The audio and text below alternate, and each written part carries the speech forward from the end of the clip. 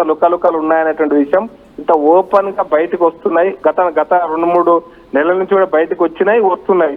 వస్తున్నప్పుడు ఇటువంటి అంటే పొగ వచ్చింది అంటే ఆడ మంట ఉన్నట్టు అనుకోవాల్సిందే కదా. కాబట్టి పొగ వస్తున్నప్పుడు ఆ మంట ఉంది అనేటువంటి ఈ మంట బయటకు వచ్చి కనపడుతుంది ఇప్పుడు బయటికి. ఇప్పుడు అంతే తప్పి అంతకంటే ఎక్కువేం లేదు.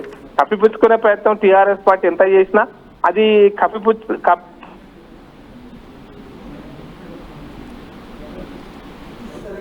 రైట్ ప్రకాష్ రెడ్డి గారు, thanks for joining with RTV అండి. అది బీజేపీ అధికార ప్రతినిధి ప్రకాష్ రెడ్డి అంటోంది ఈ అంశానికి సంబంధించి ఈ లెటర్ విషయంలో ఆయన తన మాటను తెలియజేసే ప్రయత్నం చేశారు.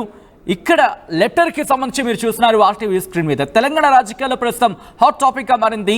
ఇటు బీఆర్ఎస్ నుంచి కవిత బయటకు రాబోతున్నారా అనే ప్రశ్న ఇప్పుడు రైస్ అవుతోంది. మరి ముఖ్యంగా మాజీ ముఖ్యమంత్రి కేసీఆర్పై తీవ్రమైన విమర్శలు గుప్పించారు కవిత. కేసీఆర్కి ఏకంగా 6 పేజీల లేఖ, ఇదిగోండి ఆ 6 పేజీల లేఖ RTV స్క్రీన్ మీద మీరు చూడడం జరుగుతోంది. కార్యకర్తలని లీడర్లని కేసీఆర్ పట్టించుకోవడం లేదు అంటూ కూడా ఆ లేఖలో ప్రస్తావించారు కవిత. బీజేపీపై కేసీఆర్ బలంగా మాట్లాడితే బాగుండేది అంటూ కూడా చెప్పుకొచ్చారు. తాను బీజేపీ వల్ల చాలా ఇబ్బంది పడ్డారంటూ లేఖలో ప్రస్తావించారు ఎమ్మెల్సీ కవిత. ఎమ్మెల్సీ ఎన్నికల్లో బీఆర్ఎస్ పోటీ చేయకపోవడం పెద్ద మైనస్ అంటూ చెప్పుకొచ్చారు ఆమె. ఇక బీసీలకు 42% రిజర్వేషన్ అంశాలను ప్రస్తావించకపోవడం, అలాగే ఎస్సీ వర్గీకరణపై మాట్లాడకపోవడంపై అసంతృప్తి వ్యక్తం చేశారు కవిత. ప్రస్తుతం కవిత రాసిన లెటర్ గా చెబుతున్న ఆ విజువల్, ఇన్ఫాక్ట్ కవిత రాసిన లేఖ అంటూ ప్రస్తుతం తీవ్రమైన చర్చ జరుగుతోంది. సో ఆ లేఖలో కొన్ని అంశాలను ప్రస్తావించారు. డాడీ అంటూ ఆ లేఖను ప్రస్తావించారు Kavitha. Congratulations on the success of the meeting అంటూ కూడా లేఖను ప్రస్తావిస్తూ కొన్ని విషయాలు నా దృష్టికి వచ్చినవి మీతో షేర్ చేస్తున్నానంటూ పాజిటివ్ ఫీడ్బ్యాక్ అని కొన్ని అంశాలను ముందుగా ప్రారంభించారు. క్యాడర్స్ మోరల్ ఈజ్ హై అంటూ మొట్టమొదటి పాయింట్ని చెప్పుకొచ్చారు. ఆ తర్వాత cadre stayed until the end and listen to your speech with attention. మీరు ఆపరేషన్ కగార్ మీద మాట్లాడడం చాలా మందికి నచ్చింది అంటూ కూడా ఆ లేఖను కంటిన్యూ చేశారు ఎమ్మెల్సీ కవిత. ఆ తర్వాత కాంగ్రెస్ ఫెయిల్ మీరు చెప్పిన తీరు చాలా బాగుందని అనుకుంటున్నారు. పెహల్గాం అమరులకు మౌనం బాగుంది. పర్సనల్గా మీరు రేవంత్ రెడ్డి పేరు తీసి తిట్టకపోవడం చాలా మందికి నచ్చిన అంశం. ఆయన మిమ్మల్ని రోజు క్రిటిసైజ్ చేస్తున్నా కూడా మీరు హుందాగా ఉన్నారంటూ ఫీడ్బ్యాక్ వచ్చిందంటూ ఇవన్నీ పాజిటివ్ లైన్స్కి చెప్పుకుంటూ వచ్చారు. ఆ తర్వాత తెలంగాణ అంటే బీఆర్ఎస్, తెలంగాణ అంటే కేసీఆర్ అని మీరు బలంగా చెప్తారని చాలా మంది అనుకున్నారు. తెలంగాణ తల్లి విగ్రహం మార్చడం, తెలంగాణ గీతం విషయం మీరు మెన్షన్ చేస్తారని ఎదురు చూశారు. ఓవరాల్గా ఇంకొంచెం పంచ్ ఎక్స్పెక్ట్ చేశారు. But cadres and leaders are satisfied with the meeting అంటూ చెబుతూనే డాడీ పోలీస్కు వార్నింగ్ కూడా వెల్ రిసీవ్డ్ అంటూ కూడా చెప్పుకొచ్చారు. దాంతోపాటు మరికొన్ని అంశాలను ఆమె ప్రస్తావించారనే చెప్పుకోవాలి ఇక్కడ ఈ లేఖలో. ఎందుకంటే మాట్లాడుకున్న సందర్భంలో ఓకే, దాంతోపాటు నెగిటివ్ ఫీడ్బ్యాక్ అంటూ మరికొన్ని అంశాలను ప్రస్తావించారు. ఇలా వక్ఫ్ బిల్కి సంబంధించి అలాగే బీసీ 42% రిజర్వేషన్ల చాలా అంశాలను ప్రస్తావిస్తూ నెగిటివ్ ఫీడ్బ్యాక్ అంటూ ఈ అంశాన్ని దీంట్లో ప్రస్తావించడం జరిగింది తన లేఖలో. వాటిలో కొన్ని పాయింట్స్ నేను మీకు మెన్షన్ చేసే ప్రయత్నం చేస్తున్నాను. దాంతోపాటు మరికొన్ని అంశాలను దాదాపుగా ఈ 6 పేజీల లేఖను మీరు చూస్తున్నారు RTV స్క్రీన్ మీద. ఎమ్మెల్సీ ఎలక్షన్కి సంబంధించి ప్రస్తావించారు. దాంతోపాటు మరికొన్ని అంశాలను ప్లీనరీకి సంబంధించి ప్రస్తావించారు. పొలిటికల్ సినారియో అంటూ అడ్రస్ చేయడం అంశానికి సంబంధించి ప్రస్తావించారు. అలాగే స్పెసిఫిక్ ప్రోగ్రామ్స్ గురించి, గైడ్లైన్స్ గురించి ఆమె ప్రస్తావించారు. దాంతోపాటు జెడ్పీటీసీ అలాగే జెడ్పీ చైర్మన్ అంశానికి సంబంధించి ప్రస్తావించారు.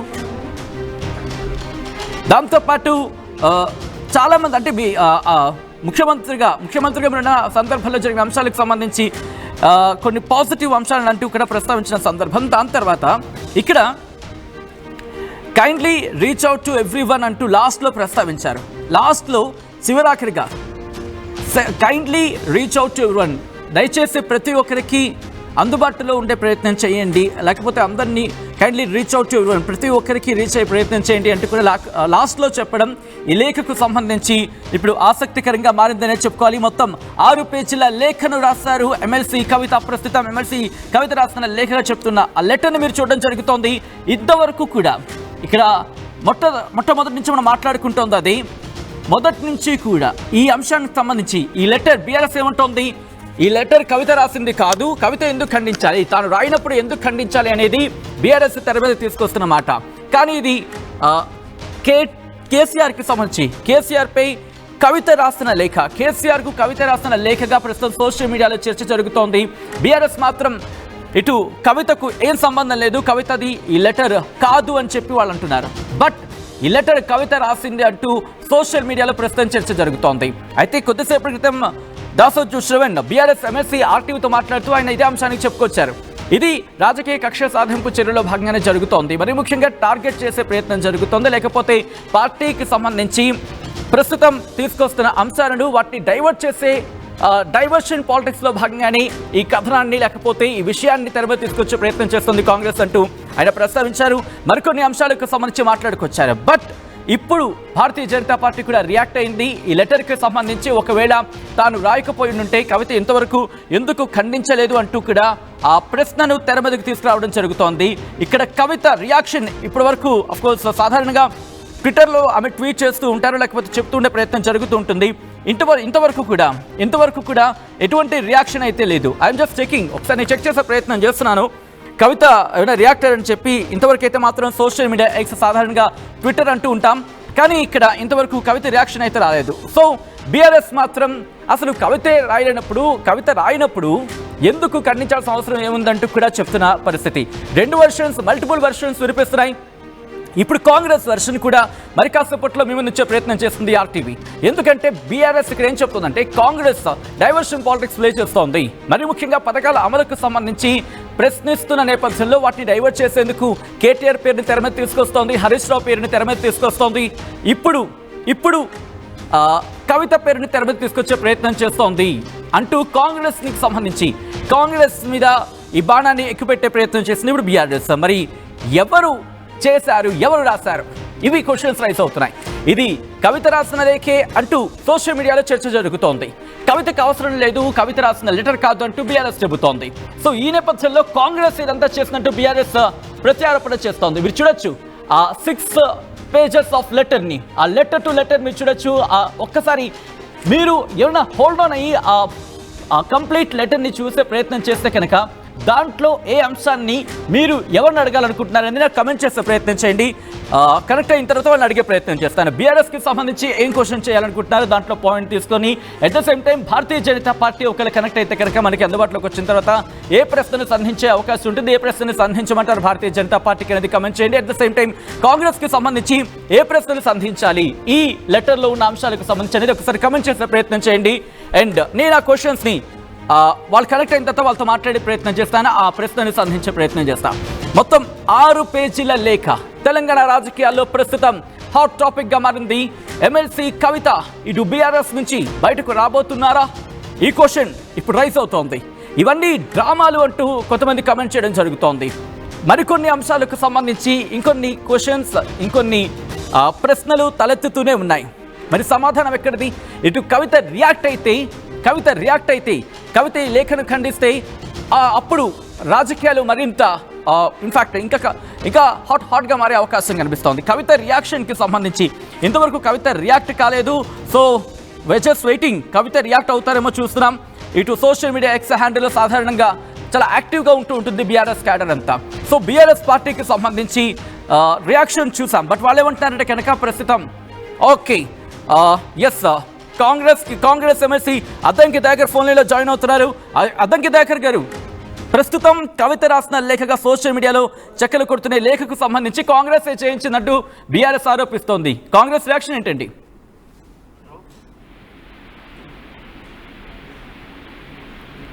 దయాకర్ గారు, నా మాట వినిపిస్తోందా? వినబడుతుంది, ఇప్పుడు చెప్పండి. దయాకర్ గారు, ప్రస్తుతం కవిత రాసిన లేఖ అంటూ సోషల్ మీడియా చక్కలు కొడుతోంది. అయితే ఈ లెటర్ కవిత రాసింది కాదు, కాంగ్రెస్ చేయించిందంటూ కూడా బీఆర్ఎస్ ఆరోపించడం జరుగుతోంది. ఒకటి, కాంగ్రెస్ కు ఇలాంటి టాక్టిక్స్ ప్లే చేయాల్సిన అవసరం లేదు. అయితే మెయిన్ స్ట్రీమ్ మీడియా మొత్తం కూడా ఇప్పుడు ఇదే అంశం మీద కూడా ఇప్పుడే అన్ని వాటిల్లో కూడా వస్తున్నది, మన ఆర్టీవీతో సహా అన్ని మేజర్ లో కూడా. సో దానికి సమాధానం బీఆర్ఎస్ పార్టీ లేదంటే కవిత గారు దానికి క్లారిటీ ఇవ్వాల్సిన అవసరం ఉంది. కాంగ్రెస్ ఇప్పుడు కవిత గారు రాసిన లేఖ కాంగ్రెస్ పార్టీకి ఎట్లా వస్తుంది? ఎవరైనా ఒకవేళ ఏదైనా అట్లాంటివి జరిగితే ఎవరైనా ఇప్పుడు ఏమంటాం దాన్ని మన లీక్ అయినా కూడా లేదంటే ఆ పేపర్ అయినా కూడా ఏదైనా కూడా ఉండాలి కదా, ఒక సాక్ష్యం కూడా ఉండాలి కదా దాన్ని. కానీ వాళ్ళంటుంది ఏంటంటే ఈ లెటర్ కాంగ్రెస్ రాయించి వీటిని రిలీజ్ చేసే ప్రయత్నం చేస్తుందని చెప్పి, వీటిని రిలీజ్ చేస్తుందంటూ కూడా రిలీజ్ చేసిండ్రు. ఈ లెటర్ అంతా కూడా కాంగ్రెస్ ఈ లెటర్ని రాయించో లేకపోతే ఈ లెటర్ని కాంగ్రెస్ ప్రిపేర్ చేయించో లేకపోతే కుకప్ చేసో రిలీజ్ చేస్తుందని ఎవరికి ఇచ్చినామంటారు? ఒకవేళ ఇప్పుడు వాళ్ళు అంటున్నది ఎవరికి ఇచ్చినాం ఆ లెటర్, మేము ఫేక్ క్రియేట్ చేసినాం అనుకోండి, ఎవరికి ఇచ్చినాం ఆ లెటర్ అది ఉండాలి కదా. కాబట్టి వాళ్ళలో అంతర్గత సమస్యలు ఉన్నట్టు మనకి ఇది స్పష్టమవుతున్నాయి. దాన్ని ఒకరి మీదకి నెట్టేస్తే పోలా అన్నట్టుగా చర్చ జరుగుతున్నట్టు అనిపిస్తున్నది. కాంగ్రెస్ పార్టీ ఇప్పుడు ఇలాంటి వాటి పట్ల చాలా స్పష్టంగా ఉంటుంది. ఎవరు లీక్ అసలు దానికి ఏమంటారు, వాళ్ళు లేదు చూడలేదు అల్లుడు పేరు సోమలింగం అన్నట్టుగా అది వాళ్ళ పంచాయతీలు కాంగ్రెస్ పార్టీ మీదకి నెట్టడం వల్ల లాభం లేదు. ఒకటి ఫస్ట్ వాళ్ళ దాంట్లో జరుగుతున్న అంతర్గత అంశాలని పరిశీలించుకోమనండి. ఇప్పుడు అట్లా పరిశీలించుకోలేకపోతే సమస్య ఏమవుతుందంటే వాళ్ళే బటగాల్చి మీద వేసిన రీతిన ఉంటుందని నా అభిప్రాయం. సో ఆ దాంట్లో వేసిన ప్రశ్నలు కూడా కొంత సహేతుకంగానే కనబడుతున్నాయి. అవి ఇంకా దాని వాస్తవాలు బయటికి రావాల్సిన అవసరం ఉంది.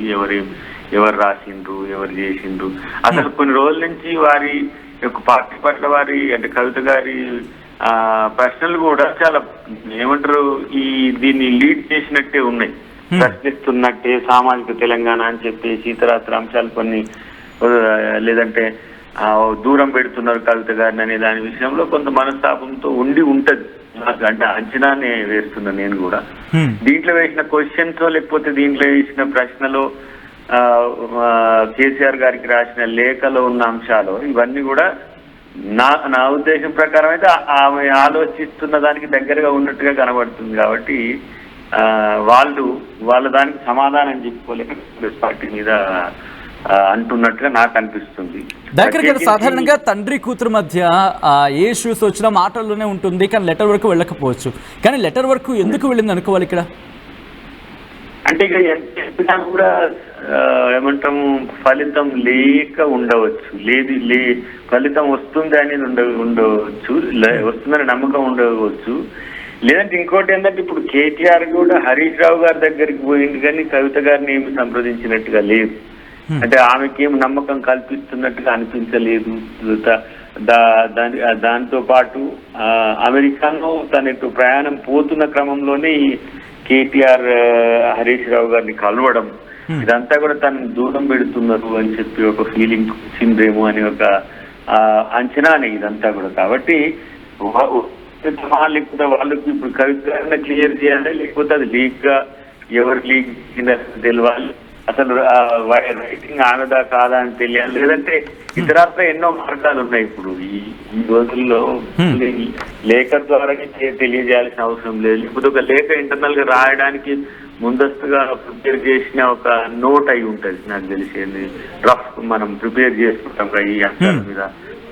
అది మరి ఎట్లయినా లీక్ అయిందా, ఎవరైనా లీక్ చేసిందా అనే కోణం కూడా చూడాల్సిన అవసరం ఉంది. కానీ ఏదున్నా వాళ్ళ పార్టీలో అంతర్గత లుకలుకలు ఉన్నాయని చెప్పడానికి ఇంతకంటే ఎక్కువ ఆధారాలు ఏమి అవసరం లేదు. బట్ బీఆర్ఎస్ అంటుంది ఏంటంటే కనుక ఇది ప్రస్తుతం కాంగ్రెస్ కి సంబంధించి పథకాలలో ఫెయిల్యూర్ అవుతుంది, వాటిని ఎత్తి చూపే ప్రయత్నం బీఆర్ఎస్ చేస్తుంది. కాబట్టి వాటి నుంచి డైవర్షన్ పాలిటిక్స్ లో భాగంగానే ఈ లెటర్ ని తెర మీద తీసుకొచ్చింది అనేది వాళ్ళ మాట.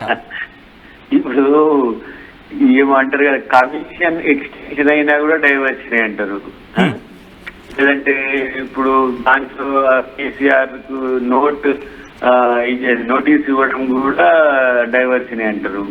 ఇన్ని రకాలుగా వాళ్ళే కన్ఫ్యూజ్ అవుతున్నారు. ఎందుకో ఏది జరిగినా కూడా డైవర్షన్ టాక్టిక్స్ అంటే ఎట్లా? ఇప్పుడు మీరు దీన్ని ఒకవేళ ఈ లేఖ వచ్చింది, దీన్ని మీరు దీని నష్టమే ఉన్నది, దీన్ని పట్టించుకోవాల్సిన ఉండదు. మీరు పట్టించుకోవడం మేము ఇప్పుడు మీరు ఒకటి జరిగిందని చెప్పి నీ వివరాలన్నీ సేకరించిన తర్వాత దాని మీద ఇంకా ఎలాంటి స్టాండర్డ్ న్యూస్ కాదు, ఇంకా అదేదో సోషల్ మీడియాలో లీక్ అవుతున్నది, లేకపోతే ఒక అపాస్ట్రఫీ లేకపోతే క్వశ్చన్ మార్క్ న్యూస్ అంటే మీరు ఇప్పుడు ఆ పరిధిలోనే స్పందిస్తున్నారు. నిజంగా నిజమైన వాస్తవం ఏంటి అనేది దాని స్పందన డిఫరెంట్ గా ఉంటుంది. కానీ ఇక్కడ మాత్రం ఈ 3 ముక్కల ఆటగా 4 స్తంభాల ఆటగా కొనసాగుతున్న బీఆర్ఎస్ వ్యవహారం మాత్రం అంతర్గతంగా లీడర్షిప్ చేంజ్ అనేది నడుస్తుంది. లీడర్షిప్ చేంజ్ విషయం మీద నడుస్తుంది. కేసీఆర్ గారు ఐడిల్ గా ఉండడము, కేసీఆర్ గారు ఐడిల్ గా ఉంటే దాని తర్వాత పాత్ర ఇన్ని రోజులు ఏమైందంటే కేకేనో లేకపోతే విజయశాంతో లేకపోతే ఏమంటాము ఆలయ నరేంద్రనో లేకపోతే ఇంకా ఈటల రాజేందరో ఇట్లా నెంబర్ 2లు వచ్చేది. వాళ్ళు వేరే కుటుంబంలో వేరే వ్యక్తులుగా ఉండేది. కానీ ఇప్పుడు కుటుంబంలో వచ్చినప్పుడు మరి అప్పుడు బాగా చెల్లిన బిడ్డన అనే దాని దగ్గర ఒక సీరియస్ చర్చ అయితే చాలా రోజుల నుంచి నడుస్తుంది. అవి మన కథనాల రూపంలో కూడా వస్తున్నాయి. కాబట్టి దానికి ఆ విషయానికి స్పందిస్తూ నా ప్రయారిటీ తగ్గిందనో లేకపోతే తండ్రికి అంత సాన్నిహిత్యంతో ఈ విషయాలు కూర్చొని చెప్పలేని స్థితి కవిత గారికి వచ్చిందా అనే కోణం కూడా ఆలోచించాలి కదా. కలిసినా కూడా ఆ సభ మీద మాట్లాడినట్టుగా కథనాలు ఉన్నాయి. ఆ సభలో కొన్ని అంశాల ప్రస్తావన చూస్తున్నా నేను. ఏంది బీసీ బిల్ గురించి కానీ, ఎస్సీ బిల్ గురించి కానీ, లేదంటే ఇతర వక్ఫ్ గురించి కానీ, బీజేపీని కౌంటర్ చేయడంలో ఎందుకు సీరియస్ గా చేయలేదని ఇట్లాంటివి కొన్ని వస్తున్నాయి. కాబట్టి అలాంటివన్నీ జరిగినాయి దాంట్లో. దయాకర్ గారు, మీరు అంటే ఇటు చాలా రోజుల నుంచి పాలిటిక్స్ చాలా యాక్టివ్గా ఉన్నారు. మరి ముఖ్యంగా కేసీఆర్ని కూడా చాలా దగ్గర నుండి చూసిన వ్యక్తి మీరు. సో కవితకు సంబంధించి కూడా సో ఇటువంటి నేపథ్యంలో కవిత ఇప్పుడు పార్టీలో ఉండే అంటే పార్టీలోనే కంటిన్యూ అవకాశాలు ఉన్నాయి అనుకోవాలా, లేకపోతే పార్టీ నుంచి బయటకు వచ్చే అవకాశాలు ఎక్కువ చర్చ జరుగుతుంది అనుకోవాలా? ఎలా చూడాలండి ఇది? ఏమో పొమ్మన లేకపోతే ఏమన్నా పెడుతుండ్రేమో వాళ్ళిద్దరు. ఇప్పుడు ఎవరైనా వ్యక్తిగతంగా పార్టీ అన్నప్పుడు పార్టీ ఇప్పుడు కాంగ్రెస్ పార్టీ ఉంటే 100 కుటుంబాల యొక్క సమాహారం, అది లక్షల కుటుంబాల యొక్క సమాహారం. అంటే ఇట్లా బీజేపీ ఉన్నదనుకోండి, బీజేపీ కూడా అట్లనే ఉంటది. కానీ ప్రాంతీయ పార్టీలు మామూలుగానైతే కొంత వర్గ ప్రయోజనాలతోనే ఉంటాయి. కానీ ఇది కుటుంబం వాళ్ళే పరిమితమైన పార్టీ. కుటుంబంలోనే అంతర్గత కలహాలు జరుగుతున్న సందర్భం. ఈ సందర్భంలో నేను దాదాపు 2006 నుంచి అనుకోండి, 2006 నుంచి బీఆర్ఎస్ మీన్స్ టీఆర్ఎస్ తెలంగాణ ఉద్యమంలో నేను జేఏసీలో ఉన్నా కాబట్టి అప్పటి నుంచి పరిశీలిస్తూనే ఉన్నా. తర్వాత 2014లో కాంగ్రెస్ పార్టీ నుంచి వచ్చినప్పుడు ప్రత్యర్థి పార్టీగా కూడా చూస్తున్నా అధికారంలో ఉన్నప్పటికి కూడా. వాళ్ళలో కలిసే ఉంటారు అంశాల వరకు వచ్చే వరకు. అది అంశాల వరకు ఎంత భిన్నాభిప్రాయాలు ఉన్నా వాళ్ళ ఉనికికి వచ్చినప్పుడు ఉనికి ప్రమాదం వచ్చినప్పుడు మాత్రం మళ్ళీ ఏకమయ్యే స్థితే ఉండే.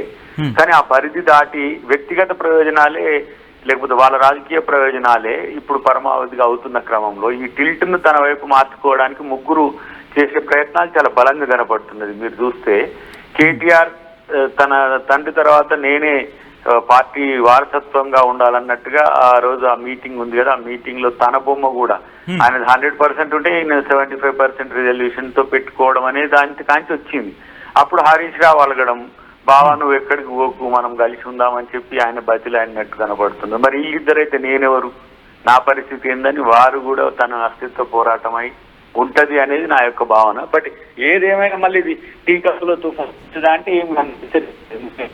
ఇంత లాంగ్ స్టాండింగ్ పెండింగ్ ఇష్యూగా దీన్ని కొనసాగించడం కూడా కేసీఆర్ గారు చేసిన ఒక ఏమంటాము డ్రామాటికల్ మిస్టేక్ అయి ఉంటది. ఎందుకంటే 1.5 years తర్వాత కూడా తను బయటికి రాకపోవడం, బాధ్యత ఎవరు తీసుకోవాలనే దాని దగ్గర సంశయం ఉండడం, తర్వాత ఇప్పుడు అపోజిషన్ లీడర్ పాత్ర ఆయన పోషించకపోవడం, దీంట్లో ఇద్దరు సరి సమానంగా కొట్లాడుకోవడం హరీష్ రావు అండ్ కేటీఆర్.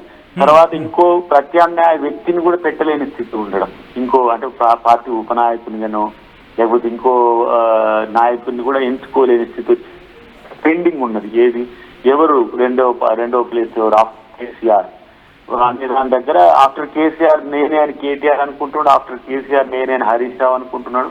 హరీష్ రావు గారు ఒక ఇంచు తగ్గి ఓకే మా బామ్మర్దైనా కూడా స్వాగతించినట్టు కనబడ్డా రాజకీయాల్లో అదేమి ఒప్పుకోలు అని అనుకోవడానికి లేదు. తన ప్రత్యామ్నాయం చూసుకున్న తర్వాత ఎవరైనా షిఫ్ట్ అయ్యే అవకాశం కూడా లేకపోలేదు. ఆ పరిస్థితుల్లో అసలు నేను దీంట్లో నేను పొసగలనా లేకపోతే దీంట్లో నా ప్రయారిటీ ఏంది కొంత ఒక్కటి మాత్రం నేను చెప్పగలను. కవిత గారి టీమ్ కు సంబంధించిన అంశంలో ఎక్కడ కూడా ఏ ప్రయారిటీ లేదు. ఓకే అవడం, పార్టీలో నామినల్ గా ఉండడం, కేటీఆర్ కవిత కేటీఆర్ వర్సెస్ హరీష్ రావు గారు వచ్చినప్పుడు ఒక పాజిటివ్నెస్ ఉండేది. కేటీఆర్ వర్సెస్ కవిత వచ్చినప్పుడు నాకేమి ఆ ప్రయారిటీ లేదని ఒక ఆలోచన అయితే బయట రాజకీయ వర్గాల్లో కూడా చర్చ ఉంది. ఒకవేళ ఈ లెటర్ కనుక నిజమైతే కవిత రాశారు అనే అంశానికి సంబంధించి బలం చేయకూడదు కన్ఫర్మేషన్ వస్తాయి. సో దీన్ని చూసే పక్షంలో కవిత బీఆర్ఎస్ లోనే కొనసాగుతారు అనుకోవచ్చా, లేకపోతే ఆ ఇష్యూస్ ని సాల్వ్ చేసుకుని లేకపోతే పార్టీ నుంచి బయటకు వచ్చే అవకాశం ఉంటుంది అనుకోవాలా? ఇది ఒక రకంగానైతే తండ్రికి ఈ స్థాయి లేఖ రాసే పరిస్థితి అయితే గతంలో లేదు. ఎవరైనా కేటీఆర్ అయినా కవిత అయినా కేసీఆర్ గారి మాటే శిరోధార్యం, ఏం చెప్తే అది చేసే స్థితి. సో ఈ లేఖ వాస్తవం అయితే ప్రశ్నించినట్టుగానే కనబడుతున్నాయి. ఒకవేళ వాస్తవం అయితే లేదు ఈ లీక్ లేకపోతే ఏదో టాక్టిక్ ఎవరైనా చేసిందనంటే కూడా దీనికి సమాధానం వారు చెప్పే తీరుని బట్టి మనం అంచనా వేయచ్చు. కవిత గారు చెప్పే తీరుని బట్టి కానీ ఇప్పుడు దాని కొంతమంది మన శ్రవణ్ లాంటి మిత్రులు స్పందించినట్టుంది, కానీ అది కాంగ్రెస్ పార్టీ మీద అనడం అనేది మాత్రం అది హాస్యాస్పదమే.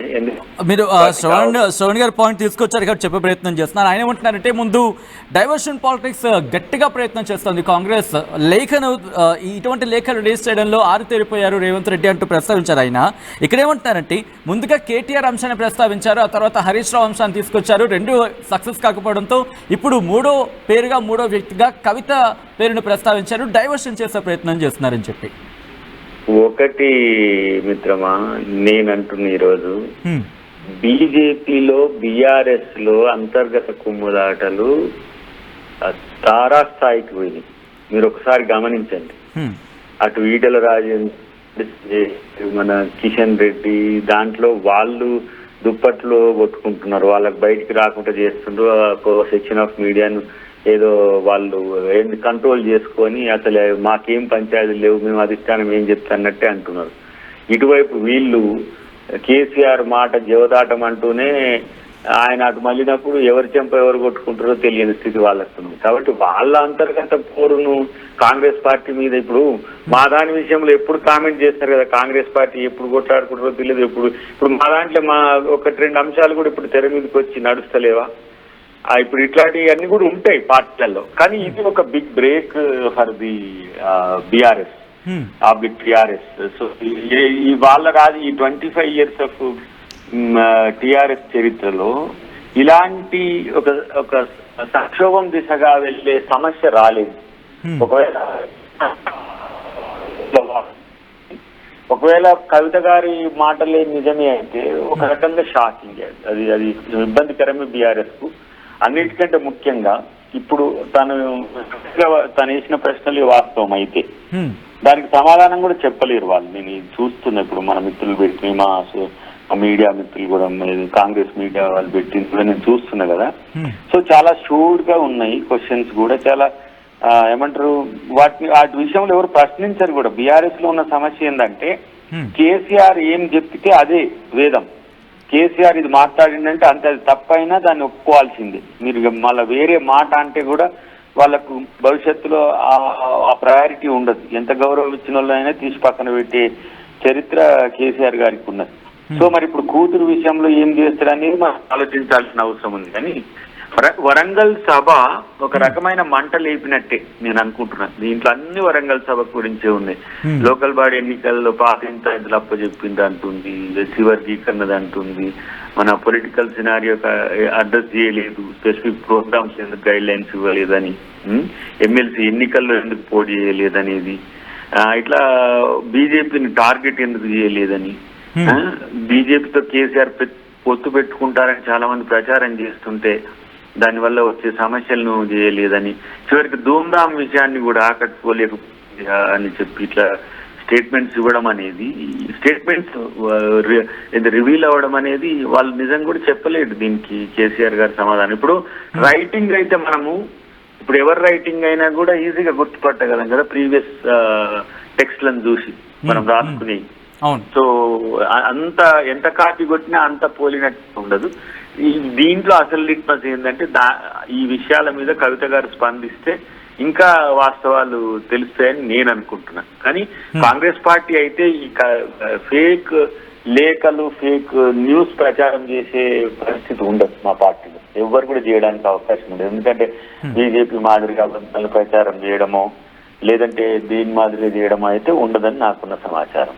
Right, thank you so much Addanki Dayakar గారు. ఆర్టీవీ దుజాని అంశానికి సంబంధించి రియాక్షన్ తెలిపే ప్రయత్నం చేస్తున్నందుకు. అది కాంగ్రెస్ ఎమ్మెల్సీ అద్దంకి దయాకర్ చెబుతోంది, ఇటు కాంగ్రెస్ కి ఎటువంటి అవసరం లేదు, మరి ముఖ్యంగా ఫేక్ లెటర్ అని చెప్పి మా మీద ఆరోపణలు చేసే ప్రయత్నం మాత్రం ఇది కరెక్ట్ కాదు అంటూ కూడా అద్దంకి దయాకర్ కాంగ్రెస్ ఎమ్మెల్సీ చెబుతున్నమాట. సో మీకేమనిపిస్తుంది కమెంట్ చేసే ప్రయత్నం చేయండి. ప్రస్తుతం 6 పేజీల లేఖ, ఇటు కవిత కేసీఆర్కి రాసిన లేఖ ప్రస్తుతం సోషల్ మీడియాలో తీవ్రమైన చర్చకు దారితీస్తుంది. దాంట్లో పాజిటివ్ ఫీడ్బ్యాక్ అంటూ కొన్ని అంశాలను ప్రస్తావించారు, at the same time negative feedback అంటూ మరికొన్ని అంశాలను ప్రస్తావించారు.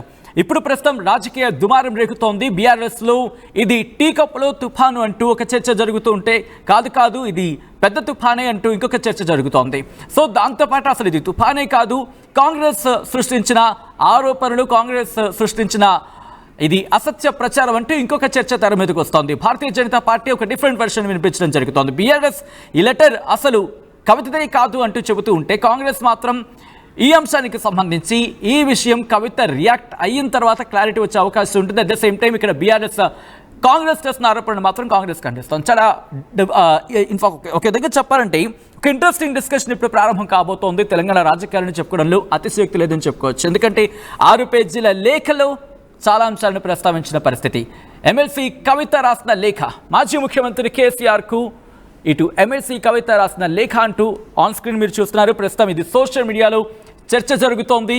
ఇప్పటివరకు రియాక్షన్ అయితే కవిత నుంచి రాని పరిస్థితి. ఒకవేళ కవిత కనుక రియాక్ట్ అయితే ఎటువంటి రియాక్షన్ రాబోతోంది, అసలు కవిత రియాక్ట్ అయ్యే అవసరం లేదంటూ బీఆర్ఎస్ చెబుతోంది. రియాక్ట్ అయితే క్లారిటీ వస్తుంది అంటున్నారు BJP and Congress. So Congress అలాగే బీజేపీ చెప్తున్న మాట ఏంటంటే, ఇది ఖండిస్తారా లేకపోతే యాక్సెప్టెన్సీయా? ఏదో ఒక మాట కవిత నుంచి వస్తే కనుక క్లారిటీ ఉంటుంది, లేకపోతే కన్ఫ్యూషన్ కంటిన్యూ అవుతుంది. అట్ ద సేమ్ టైం మౌనం అర్ధాంగీకారం అనే అంశానికి సంబంధించి చర్చ కూడా అంటూ కూడా, అంటే ఈ సైలెన్స్ అనేది దాదాపుగా యాక్సెప్టెన్సీ అంటూ కూడా ఇటు భారతీయ జనతా పార్టీ కావచ్చు, కాంగ్రెస్ కావచ్చు చెప్తున్నమాట. మరి బీఆర్ఎస్ రియాక్షన్ ఏంటి? పార్టీగా బీఆర్ఎస్ ఎటువంటి రియాక్షన్ ఇవ్వబోతోంది? అట్ ద సేమ్ టైం కవిత ఏమంటే రియాక్ట్ అవుతారా చూద్దాం. బట్ మీరు మాత్రం రియాక్ట్ అయ్యే ప్రయత్నం చేయండి. ఈ అంశానికి సంబంధించి మీ రియాక్షన్ ఏంటి? తెలంగాణ రాజకీయాల్లో ఆసక్తికర ఘటన కింద చెప్పుకోవచ్చు, ఆసక్తికర అంశం కింద చెప్పుకోవచ్చు. ఈ నేపథ్యంలో యాజ్ ఎ వ్యూవర్గా, యాజ్ ఎ తెలుగు ఆడియన్గా, ఇటు మరి ముఖ్యంగా తెలంగాణ రాష్ట్రానికి సంబంధించిన రాజకీయాలు చాలా ఆసక్తికరంగా మారే అవకాశం ఉంది. కాబట్టి మీ రియాక్షన్ ఏంటి అనేది, మీ అభిప్రాయం ఏంటి అనేది కమెంట్ సెక్షన్లో మెన్షన్ చేసే ప్రయత్నం చేయండి.